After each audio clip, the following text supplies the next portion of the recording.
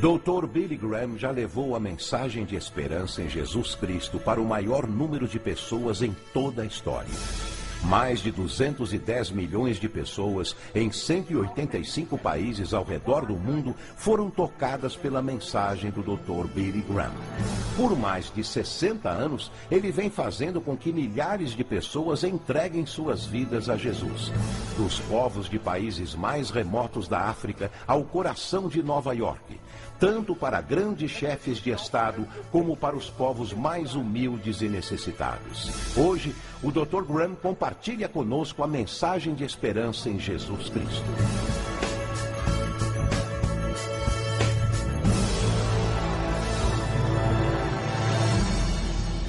Há alguns anos atrás, 2 filmes britânicos receberam o Oscar da Academia de melhor filme do seu respectivo ano. E ambos foram a respeito de 2 homens. Um foi Eric Liddell e o outro foi Gandhi. Ambos tiveram a força e a coragem, quando sob pressão, de dizer não a si mesmos, de exercer autodisciplina. Quero tomar como meu texto de hoje 1 Coríntios, capítulo 10. Começando com o versículo 12. Aquele, pois, que pensa estar em pé, veja que não caia. Não vos sobreveio tentação. Ouçam isto. Não vos sobreveio tentação que não fosse humana. Todo ser humano enfrenta tentações no decorrer de sua vida. Mas Deus é fiel e não permitirá que sejais tentados além das vossas forças. Pelo contrário, juntamente com a tentação, vos proverá livramento, de sorte que a possais suportar. Deus proveu escape, se você conhece a Cristo.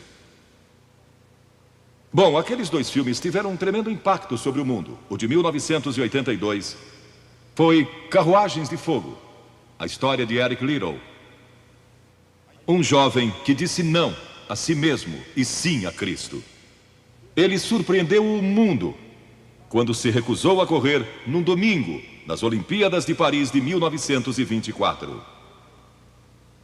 E vocês todos sabem que ele disse não até mesmo ao príncipe de Gales, que lhe pediu que corresse, porque ele era o homem mais rápido do mundo nos 100 metros.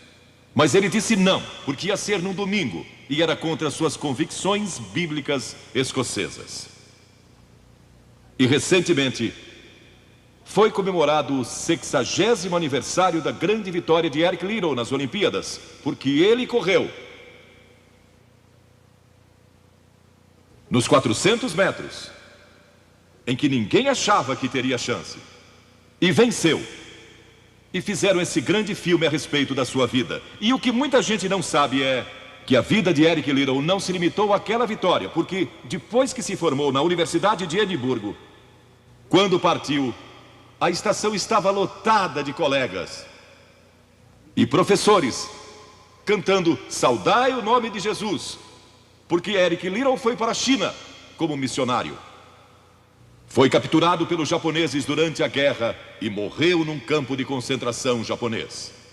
Mas naquele campo, ele trouxe alegria e coragem a todos os prisioneiros, pois pregou para eles e cantou para eles, ministrando as suas almas. E ouvi dizer que estão preparando um outro filme, mostrando sua vida ali, porque ele teve coragem de dizer não.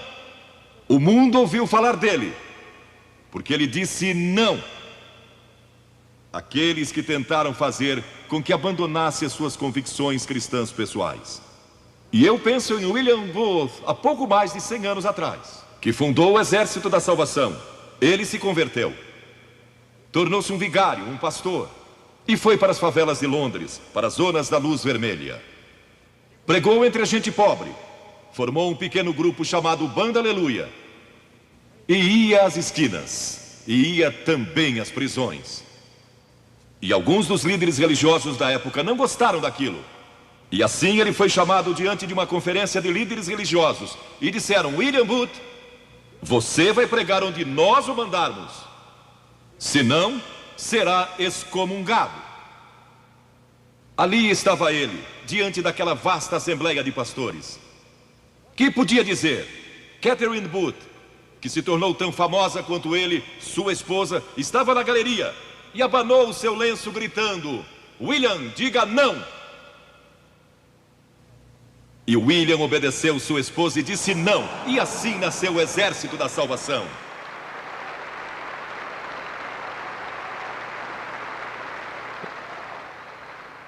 Lemos muitas histórias na Bíblia a respeito de jovens que disseram não e mudaram o curso da história.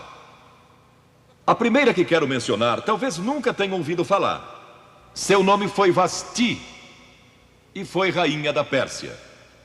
A esposa de Assuero, que reinou desde a Índia até a Etiópia.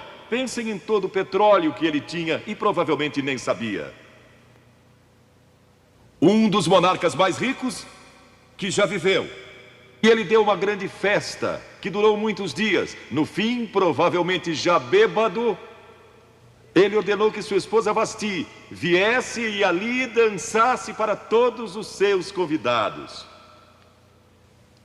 E ela assombrou aquele grupo de líderes mundiais. Ao se recusar, ela disse não. Eu não vou expor o meu corpo para esses homens. Ele mandou outra mensagem, ameaçando que ela deixaria de ser rainha e perderia seus confortos e bens materiais e toda a sua fama. Mas a sua resposta foi a mesma: não. E ela mudou a história, porque foi deposta como rainha. Nada mais sabemos. Mas por causa dela, Esther se tornou rainha e o povo judeu foi salvo. E até o dia de hoje, o povo judeu celebra um grande feriado, porque uma mulher disse não e abriu a porta para a salvação do povo judeu, porque havia um homem como Hitler, e era o primeiro-ministro do país, decidido a destruir e aniquilar os judeus. Agora, a Bíblia tem muito a dizer a respeito de sensualidade e lascívia e depravação. A palavra lascívia significa a tendência de incitar desejos sensuais. Sensualidade significa o apelo proposital aos sentidos físicos para satisfação pessoal. Talvez lendo um livro pornográfico ou assistindo um filme impróprio. A Bíblia diz que devemos nos abster das paixões carnais, da sensualidade, que fazem guerra contra a alma. Elas estão em guerra contra a sua alma e seu espírito. E a Bíblia diz que devemos nos abster delas, ficar longe delas. E então a Bíblia usa outra palavra, réprobo. Agora, isso se refere a pessoas totalmente depravadas, de consciências mortas ou cauterizadas, não sabem mais corar, perderam a capacidade de discernir entre o bem e o mal. E em Romanos 1:28 lemos: e por haverem desprezado o conhecimento de Deus, o próprio Deus os entregou a uma disposição mental reprovável para praticarem coisas inconvenientes. Ou seja, Deus desistiu deles dizendo: vão em frente, gozem toda depravação e toda sensualidade que quiserem, não vou perturbá-los. Ainda não. Mas saibam que seus pecados os acharão e prestarão contas no dia do juízo. E Paulo, escrevendo ao jovem Timóteo, disse: também estes resistem à verdade, homens de todo corrompidos, réprobos quanto à fé. Em outras palavras, rejeitaram a Cristo por tanto tempo que suas consciências se cauterizaram e seus corações se endureceram. E mesmo que o Espírito de Deus lhes fale, eles não podem ouvir. É por isso que é importante que você aceite a Cristo quando é jovem. É importante que venha a Cristo agora. Se o Espírito de Deus está falando com você, entregue a sua vida a Cristo. Porque o dia pode chegar em que a sua consciência esteja morta e você não possa mais ouvir a voz de Deus. Ela disse não. Mas Vasti, você vai perder o trono, vai perder suas riquezas, pode até perder sua vida. Ela disse: minha resposta é não. Qual é sua resposta hoje àquelas coisas que são erradas? À mentira, à lascívia, à cobiça, ao preconceito racial? Qual vai ser? Você vai disciplinar seu corpo? Vai permanecer firme às convicções que Cristo e a Bíblia ensinam? Ou vai ceder e seguir pelo caminho largo que leva à destruição? Ou vai entrar pela porta estreita e pelo caminho apertado que conduz à vida eterna? Qual vai escolher? Você tem uma escolha hoje. Deus nunca vai forçá-lo a escolher. E então houve um outro jovem, um jovem chamado Daniel. E a Bíblia diz que Daniel resolveu em seu coração que não se contaminaria com as finas iguarias do rei, nem com o vinho que ele bebia. Agora, Daniel era um jovem que tinha um propósito. Ele havia sido capturado em Jerusalém. Quando o exército de Nabucodonosor invadiu a cidade, ele foi capturado e levado através de milhares e milhares de quilômetros à Babilônia. A quase 3.000 quilômetros de sua própria terra, sem aviões nem automóveis. Eram semanas de viagem. Mas ele estava resolvido a servir a Deus. E não devia ter mais de 12 ou 15 anos de idade. E Nabucodonosor, o grande rei, levara cativos de Jerusalém para a Babilônia. E ordenou que aqueles jovens, em quem não havia defeito, de boa aparência, instruídos em toda a sabedoria, fossem ensinados em sua corte, para que ele pudesse usá-los. Ele queria usar aqueles jovens judeus, porque sabia que eles tinham um dom especial. E durante o período de treinamento, mandou que lhes dessem os melhores vinhos e as mais finas iguarias, e todos os confortos disponíveis na corte de Nabucodonosor. Mas Daniel disse: não. Não quero o vinho do rei, e não quero as iguarias do rei. Quero dormir no chão, não numa cama de penas. Quero viver uma vida simples e também disciplinada. Que diferença dos que mal podem esperar pelo dia em que possam sair de casa e se divertir. Mas não Daniel. Daniel estava longe de casa e ninguém saberia se ele fizesse algumas dessas coisas. Ninguém saberia se ele tivesse uma namorada e dormisse com ela, ou se embebedasse com o melhor vinho do rei. Ninguém saberia lá em Jerusalém, e ele poderia ter se tornado muito popular. Mas esse primeiro não, quando jovem, preparou-o para o grande não, quando era primeiro-ministro da Babilônia. E foi lançado na cova dos leões, porque não abandonou sua fé em Deus. Nós nos contaminamos ao comer demais, ou ao nos embebedarmos, ou ao tomar drogas, ou gastando tempo demais assistindo televisão, ou indo aos cinemas. Jesus declarou em Lucas capítulo 21: acautelai-vos, para que nunca vos suceda que os vossos corações fiquem sobrecarregados com as consequências da orgia e das preocupações deste mundo, e para que aquele dia não venha sobre vós repentinamente. O apóstolo Paulo disse: não disponhais para a carne no tocante às suas concupiscências. E Pedro disse: porque basta o tempo decorrido para terdes executado a vontade dos gentios, tendo andado em dissoluções, concupiscências e em detestáveis idolatrias. A Bíblia diz que devemos disciplinar nossas mentes e também nossos corpos, e disciplinar o coração pela nossa fé em Cristo. E então houve outro jovem chamado José, que foi vendido para o Egito pelos seus irmãos e se tornou escravo de um homem chamado Potifar. E Potifar tinha uma linda esposa, e José era forte e bonito. E em Gênesis, no capítulo 39, se quiserem ler a história, lemos a respeito da tentação de José. A esposa de Potifar se apaixonou por José, porque José se tornou mordomo de toda a casa de Potifar, cuidando dos seus negócios. E ela viu aquele belo jovem, viril e de boa aparência, andando pela casa e pelo jardim, cuidando dos negócios todos os dias, e ela o cobiçou. E disse: deita-te comigo. Ele disse: não. E acrescentou: não posso fazer isso ao meu senhor, que me confiou tudo o que tem, exceto sua esposa. Não posso pecar contra Deus, o Deus dos meus pais.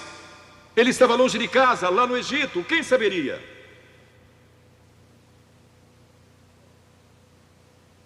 Mas disse não. E quando disse não, na última vez, ela o agarrou e ele fugiu dela, deixando sua capa. E ela começou a gritar, chamando os servos e dizendo: ele tentou me violentar. O que não era verdade. Mas Potifar acreditou e mandou que ele fosse lançado na prisão. E muitos de vocês sabem a história, que ele foi para a prisão e, através de uma série de circunstâncias, ele depois se tornou primeiro-ministro de todo o Egito e governou o Egito sob o faraó. Deus o guardou e o promoveu, porque José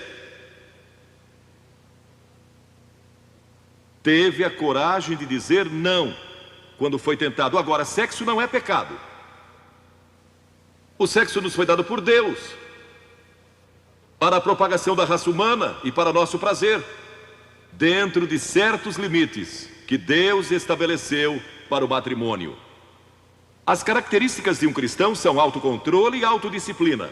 E Paulo, escrevendo a Timóteo, disse: conserva-te a ti mesmo puro. Mas como você pode se conservar puro num mundo como este? Como pode se manter puro olhando para as bancas de jornais ou assistindo a alguns filmes? Como pode se manter puro com as tentações que enfrenta todo dia? Não pode, de modo algum, exceto se Cristo está em seu coração, Ele lhe dará força e o poder, porque nenhuma tentação lhe sobrevirá que Cristo não lhe ofereça o meio de escape. Entregue sua vida a Cristo hoje, deixe que Ele controle a sua vida, deixe Ele ser Senhor de sua vida, deixe que Ele controle essa área de sua vida, sua mente, seu corpo e sua vida sexual. Deixe que Ele tome conta dela. E lemos a respeito de um outro jovem chamado Moisés. Em geral pensamos em Moisés como um homem velho, de barba, mas foi na juventude que ele tomou a decisão que o levou à grandeza. Porque a Escritura diz: pela fé Moisés, quando homem, talvez 17 ou 18 anos de idade, recusou ser chamado filho da filha do faraó. Recusou. Ele fez uma escolha, preferindo ser maltratado junto com o povo de Deus, a usufruir prazeres transitórios do pecado. Agora, observe que ele estava no Egito. Era filho da filha de faraó, herdeiro do trono do Egito. E talvez seria o próximo faraó. Mas ele fez uma escolha, porque sabia que seu povo, o povo de Israel, era escravo dos egípcios. E ele teve que tomar uma decisão no auge da sua glória. E no auge de tudo que lhe foi oferecido. E ele disse não a faraó. Não vou ser seu filho, prefiro sofrer e morrer com o meu povo e servir o Deus vivo e verdadeiro. E foi exatamente o que ele fez. E conhecemos Moisés hoje como um dos grandes homens da história. Ele rejeitou os prazeres transitórios do pecado. E há uma diferença entre prazeres e alegria. Quem ama os prazeres empobrecerá, diz a Bíblia. E ela cita um homem que disse: entreguei meu coração à loucura e aos seus prazeres, mas tudo isso é correr atrás do vento. Quem vive em prazeres está morto, embora viva, amando os prazeres mais do que a Deus. A Bíblia diz que há pessoas que amam aos prazeres mais do que amam a Deus. É o seu caso? Você ama a Deus mais do que ama prazeres pecaminosos? Não falo de esportes e todas essas coisas maravilhosas que temos. Falo de prazeres pecaminosos. Mas a alegria é produzida pelo Espírito Santo. E há centenas de passagens que falam dessa alegria. Você pode ter alegria mesmo quando não tem prazer, porque a alegria é profunda. O anjo disse aos pastores naquela grande noite: não temais, pois vos trago boa nova de grande alegria, que o será para todo o povo. E mesmo no sofrimento, quando você recebe a Cristo, Deus não remove o sofrimento. Ele não remove todos os problemas e as dificuldades da sua vida. Não faz isso. Ele não promete, se você está desempregado, conseguir um emprego amanhã se você aceitar a Cristo hoje à noite. Ele promete que lhe dará graça e força e alegria em qualquer situação. Bem-aventurados sois quando os homens vos odiarem e quando vos expulsarem da sua companhia, vos injuriarem e rejeitarem o vosso nome como indigno, por causa do Filho do Homem. Regozijai-vos naquele dia e exultai. Ele disse: quando vierem a mim e tiverem problemas e tribulações e as pessoas odiarem vocês, ele disse: exultai, porque grande é o vosso galardão lá no céu, pois dessa forma procederam seus pais com os profetas. Todos que viverem piedosamente em Cristo serão perseguidos. A Bíblia diz: ainda haverá sofrimento. Jesus disse: quem não tomar a sua cruz e negar-se a si mesmo, não pode ser meu discípulo. Moisés escolheu a alegria de seguir a Deus, em vez da vida de prazeres no Egito. O que você está seguindo? Qual é a sua escolha nesta hora? E então o último é Jesus. Jesus foi tentado em todas as coisas à nossa semelhança, mas sem nenhum pecado. Quer dizer que Jesus foi tentado a mentir? Sim. Que Jesus foi tentado a cobiçar? Sim.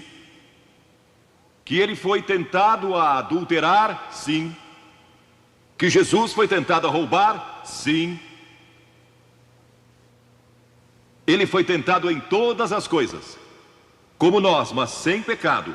Como ele teve vitória sobre a tentação? A Bíblia nos diz no capítulo 4 de Mateus e em muitos outros textos, mas vou falar só deste. O diabo veio a ele quando ele estava faminto e sedento e disse: se és o Filho de Deus, manda que estas pedras se tornem em pães. Observem que ele tentou colocar dúvidas na mente de Jesus quanto à sua identidade. Agora, Jesus era o Filho de Deus, nascido de uma virgem, Filho de Deus, que foi ressuscitado dos mortos pelo poder de Deus e está vivo hoje.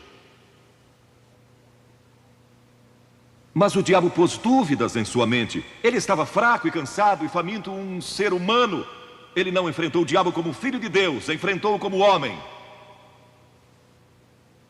E ele sempre respondeu citando as Escrituras. É por isso que você deve decorar as Escrituras. Nem só de pão viverá o homem, mas de toda a palavra que procede da boca de Deus. Jesus disse que há uma coisa que é mais importante que a comida, e sexo, e coisas materiais. É sua vida espiritual. E então ele disse: se tu és o Filho de Deus, atira-te abaixo, porque está escrito: aos seus anjos ordenará a teu respeito que te guardem, para não tropeçares. E Jesus de novo respondeu: está escrito, não tentarás o Senhor teu Deus. E então o diabo levou a um alto monte e lhe mostrou todo o futuro do mundo, todos os reinos que ainda estavam por vir. E lhe disse: se dobrares o teu joelho e me adorares, eu te darei todos os reinos do mundo e sua glória. Jesus não argumentou se ele podia fazer isso. O diabo pode dar-lhe qualquer coisa. Alguns de vocês estão vendendo as suas almas por nada, coisas sem valor.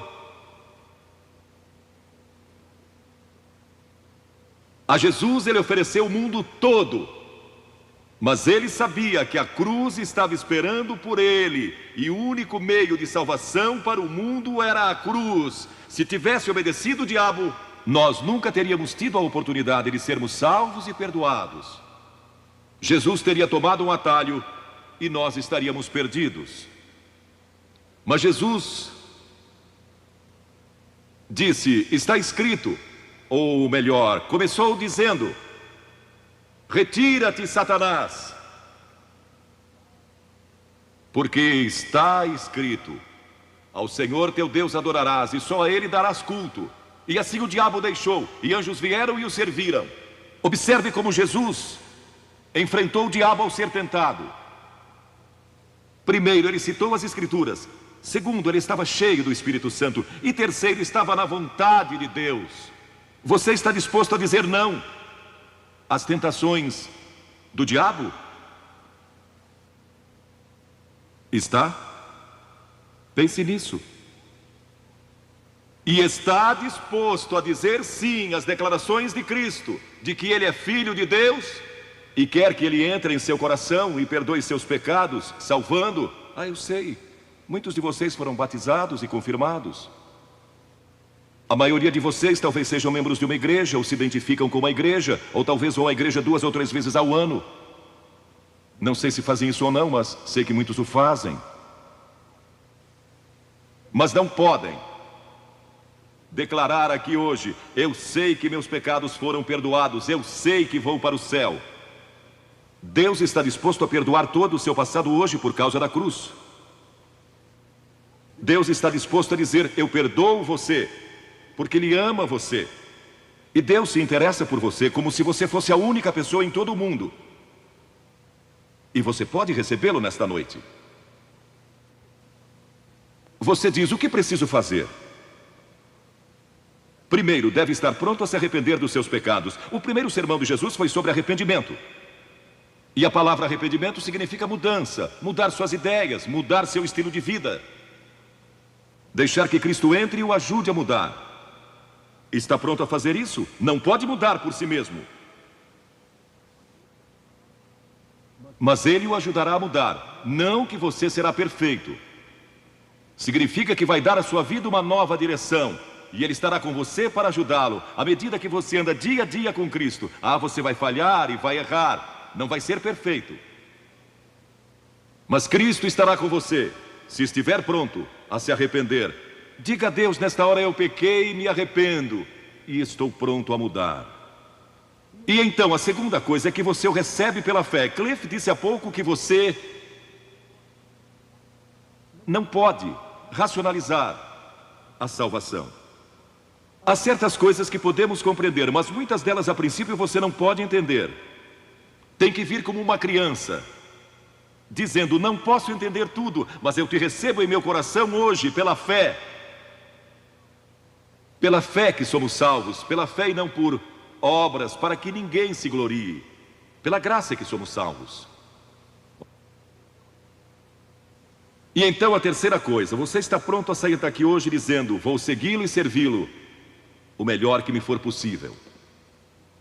Sabem, em nossa reunião em Bristol, algumas semanas atrás, estava ali um jovem de 17 anos, e ele tinha ido à autoescola aquela tarde. E pediu que seu instrutor o deixasse em um dos portões do estádio. E entre aquela multidão, ele encontrou sua família, que tinha sido convidada para a cruzada. E no encerramento, ele e sua irmã fizeram o que vou pedir que vocês façam hoje. Vieram à frente e ficaram diante da plataforma, indicando que estavam entregando suas vidas a Cristo. Uma semana depois, esse rapaz de 17 anos morreu num acidente num túnel que desmoronou. Talvez vocês até tenham lido nos jornais. Ele disse sim a Cristo, nunca imaginando que em poucos dias ele estaria indo ao céu. E nós o veremos lá outra vez. Você sabe para onde iria se isso acontecesse com você? Certifique-se antes de sair daqui. Vou pedir que saiam dos seus lugares agora, centenas de vocês, talvez milhares até, e venham e fiquem aqui na frente, calmamente e reverentemente, dizendo ao vir: eu me arrependo dos meus pecados, quero receber a Cristo em meu coração, quero saber que fui perdoado e que um dia vou para o céu, quero esta nova vida. Você diz: mas Billy, por que você pede que venhamos publicamente? Por que em público? Porque toda pessoa a quem Jesus chamou no Novo Testamento chamou em público. Ele disse: se não estiver disposto a me confessar diante dos homens, tampouco eu o confessarei diante do meu Pai que está nos céus. Jesus morreu publicamente por você, despido, sangrando, diante de toda aquela multidão. Por você. Certamente você pode vir à frente hoje declarar sua entrega a Cristo. Não somente os jovens, talvez você tenha 70 ou 80 anos. E Deus falou com você hoje. Levante-se e venha. Vamos esperar por você. Você que está assistindo pela televisão, em outras partes da Inglaterra ou do mundo, também pode tomar uma decisão por Cristo agora. Entregue sua vida a Cristo hoje e tome a decisão que estas pessoas estão tomando, estas centenas de pessoas. Vimos mais de 3.000 pessoas todas as noites. Que Deus o ajude a tomar essa decisão hoje. E procure uma igreja mais próxima.